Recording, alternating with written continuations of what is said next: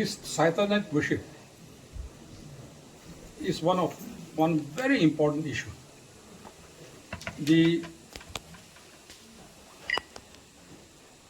subordinate, what is that? That Jehovah Subordinate International Society. They have brought up this issue several times in 2022, 23, and 25 this year. 24, they did not approach me because of the fact that I advised them to go to all the legislators and highlight this issue to exactly what is happening in the state. Because now Nagas, as a Christian, were better known as Nagaland for Christ. Under the guise and under the banner of Nagaland for Christ, this satanic worship has been encouraged, and it's spreading like wildfire at the moment. So after much thought, they had addressed a letter to the Chief Minister, which I in person took it to the Chief Minister for discussion in the House. The Chief Minister referred it to the Honorable Speaker, and we decided that we'll not have a proper discussion, but they'll give me some time to just highlight this issue. However, the Joint Christian Forum, Nagaland Christian Joint Forum, on 31st night, the President, Reverend Dr. N. Papino, called me up in person, congratulating me for taking up this whole issue in the Assembly, stating that we are proud of you. We are thankful to the Assembly Speaker for taking up this issue. And so I said, okay, well and good.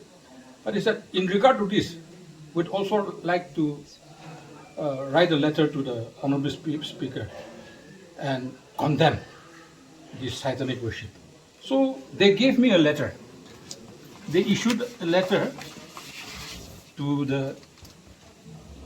addressed to the Speaker, to the Chief Ministers, to two Deputy Chief Ministers, and to me. In their letter, today's press statement, which came out, totally shocked me. Because while going through the letter, it was some sort of an encouragement also, and they were asking the government, requesting the government to ban it. But meanwhile, at the same time, they said this should not be put in discussion to make it more popular, isn't it? So see, in the letter they have mentioned to the Speaker, you are aware satanic worship is universally condemned across religions and cultures. As a predominant Christian state, Nagaland have always upheld values that reject such practices. We strongly believe that the satanic worship has no place in our society. That's what they wrote. And in the next paragraph, they continue to say, while the Indian Constitution guarantees freedom of religion, it does not extend to practices that are harmful or contrary to the public order. Okay, means this is a law and order problem as well. So they have also written universally rejected, number one. But the number two, where the press court, the eye of the press was focused on was risk of unnecessary promotion. They thought that discussing in the House will give a risk for unnecessary promotion of satanic worship. But you see, if they want us to ban this satanic worship, if they want the government to take some action without discussion, how can we formulate an action, isn't it? So I thought it was necessary to discuss, and after looking at the morning paper, I was more motivated to explain things, clarify things. However, the wisdom of the Honorable Speaker and the Chief Minister has requested me that at least the Assembly needs to do more further investigation, more research on this, and bring out the topic at the right appropriate time. So I thought, well, that's well and good. I think that will be more appropriate. And so therefore, on the request of the Honorable Speaker, I had to withdraw it. However, one point of contention is, you see, Hindu states like Bihar, Chhattisgarh, Jharkhand, Maharashtra, Karnataka, Rajasthan, Odisha, and Assam, a total of 8 states have passed their own state ordinance. These are state-level legislations only. So why I was thinking, when a Hindu state like that, banning satanic worship, when they can make their own state legislation, and when they can pass an ordinance, why not a Christian state like us? That is what I was thinking. Because you know, this satanic worship, their cult is murder, then they worship in nakedness, they lie, they rob, they murder. All the prohibited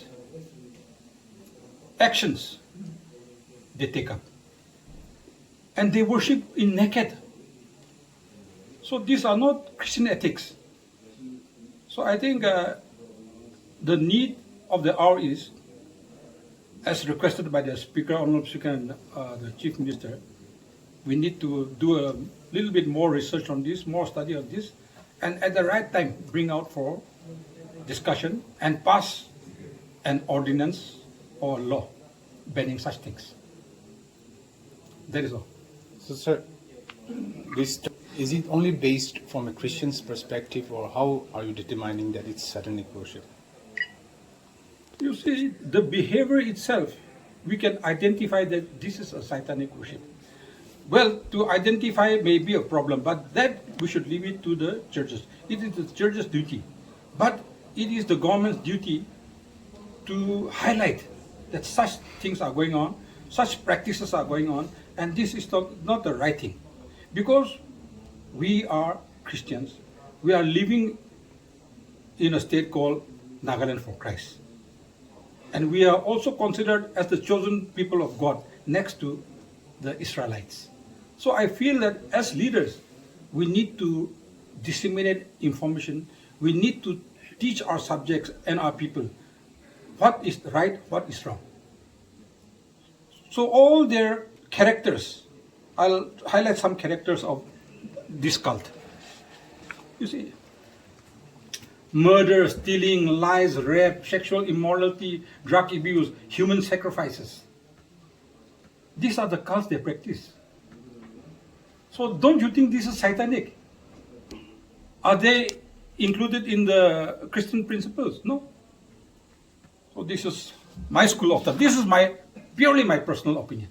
So how did you end up with the personal opinion? Like, is it just on the behest of that letter which has come to you? No.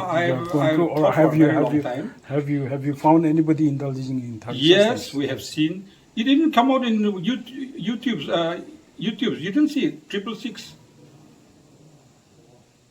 If you want to know the detail, you better go and meet this Jehovah's Sabaoth International Ministry. They have got all the details.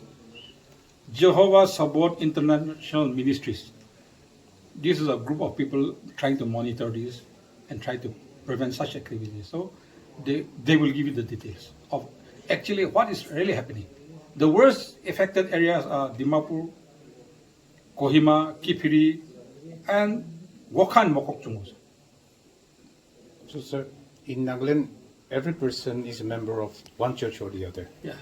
So, if the churches preach enough, will it not be possible to stop such practices? Why does the church need the help of the government to do this?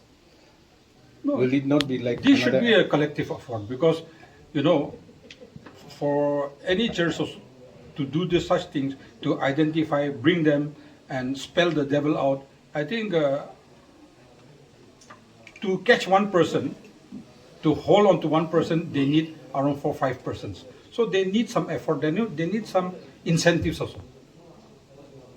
So we have also the example of NLTP Act, which, whether like it or not, is a failed act.